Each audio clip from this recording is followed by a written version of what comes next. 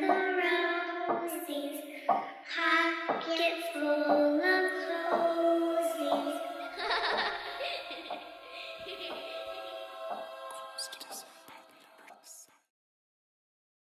The room wasn't creepy in the daytime.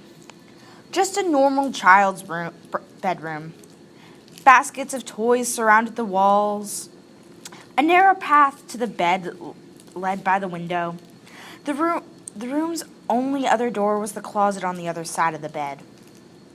Everyone loved Emma's room, and even Emma loved it, though not on All Hallows Eve, the night where children went missing and were never found.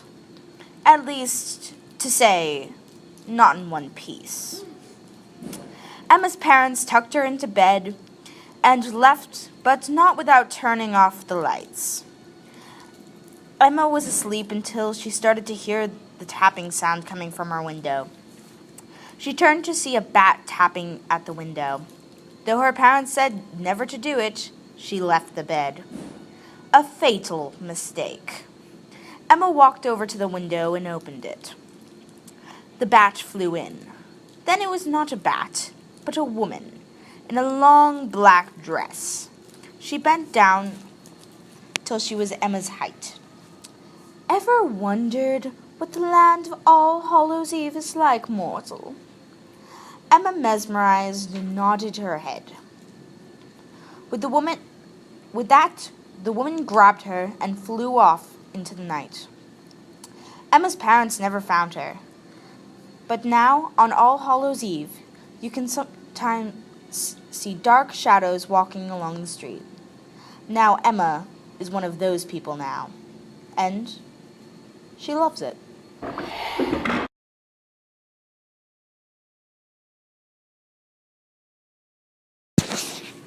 It was very late at night. Reed was still working on typing his new book. He called it Till Death Do Us Part. He was always interested in horror, even when he was a kid. He never had many friends. Everyone thought he was a freak, though he never really cared anyways. He enjoyed his own company. The sound of nothing but his typewriter clacking seemed to soothe him. Reed often got lost in his writing, as he did tonight. Not a sound in the world could get him away from his writing. Or maybe it could. Giggling. Constant giggling. Reed thought it was the neighborhood kids playing a prank on him. Again. But it kept going on all through the night. He couldn't concentrate. "That's enough," he yelled, as he jumped out of his comfortably cushioned office chair, and he ran outside. "Where are you? Show yourselves." Silence. "I know you kids are out there." More silence. He grumbled and stormed back inside, slamming the door shut. "Stupid kids," he grumbled. Reed was about to sit in his chair when he noticed it was occupied by a doll. It was an old doll. A lot of its paint was chipped and one eye was looking down, the other looking right at him. He flinched, then laughed a little, then got very, very mad. "Who's in my house?" he yelled. "Get out or I call the cops." The giggling started up again, but this time coming from all directions at once. He thought about how it couldn't be possible for so many children to be in his house. Then what he saw made him think he was insane. There was a circle of dolls, with a star in the middle that was made of blood. In the middle of the star, a ghostly figure appeared. A young girl, looking to be from the olden days. She reached out a hand and killed the man. Then it all went dark. "Done!" exclaimed Chloe. "This is going to be the best story yet." Just then she looked on her lap. It was a bloody doll dressed in an old-fashioned dress, black gloves, and a bonnet.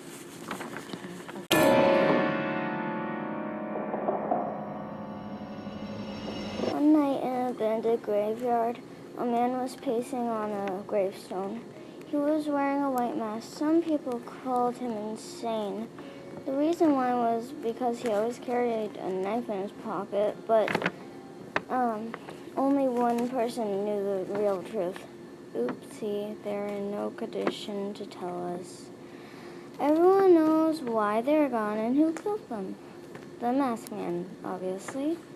10 years later, the police finally found him and brought him to prison. He died in there, but his ghost possesses people in return for what they did. One more thing. The prison guards tried to take the masked man's mask off. All that was found was a puddle of blood.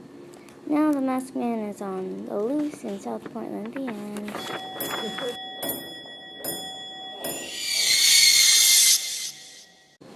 I knew I was different, but not that different.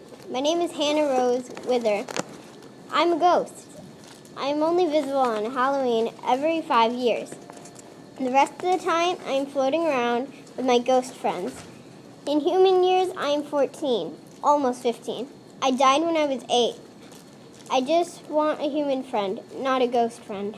I look everywhere for someone who won't scream if they knew I was there. On my 3rd death day party, I had to choose what I wanted to hold forever.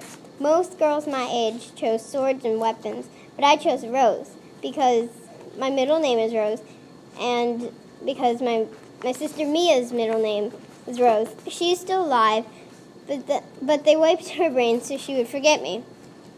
It was the saddest day of my death. I still see her going to places with her friends. She doesn't see me. I always felt really sad when I passed by her, yet happy to see that she was all right. I like to explore the big house I live in. I mostly live in the basement with the other ghosts. Once guests come over to our house, and I played the piano, only no one saw me. I heard people screaming. Other times I was exploring, and I found a small dark hallway. I heard screaming at the other end of the hallway. I decided to go and see what it was. At first I was really scared, but then I remembered I was a ghost, so nothing could hurt me. I glided over to the door. I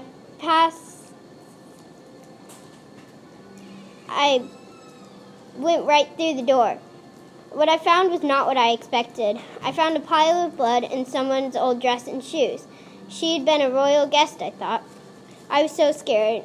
I kept gliding all the way down the stairs. They did not make any sound. Then I saw it, a dead body. There would be a new ghost tomorrow, I thought. I left the dark hallway knowing what was there. The next day there was a new ghost. It was Mia, my sister. We played. We had fun for the rest of the time. I still have not figured out who killed her, but at least I get to be with her. We made up nicknames for each other. She is Lady Catherine, and I am the Invisible Girl.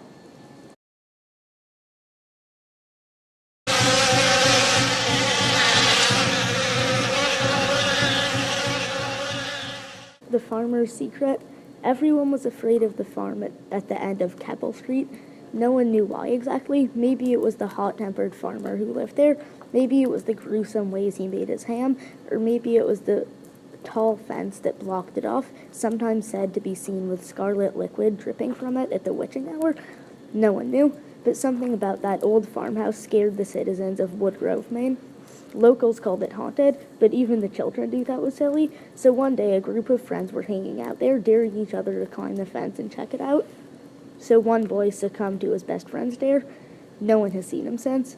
Locals say it's haunted, but even the children know that's silly, and the only people who know the farmer's secret are long gone, just a trickle of blood oozing from underneath the fence.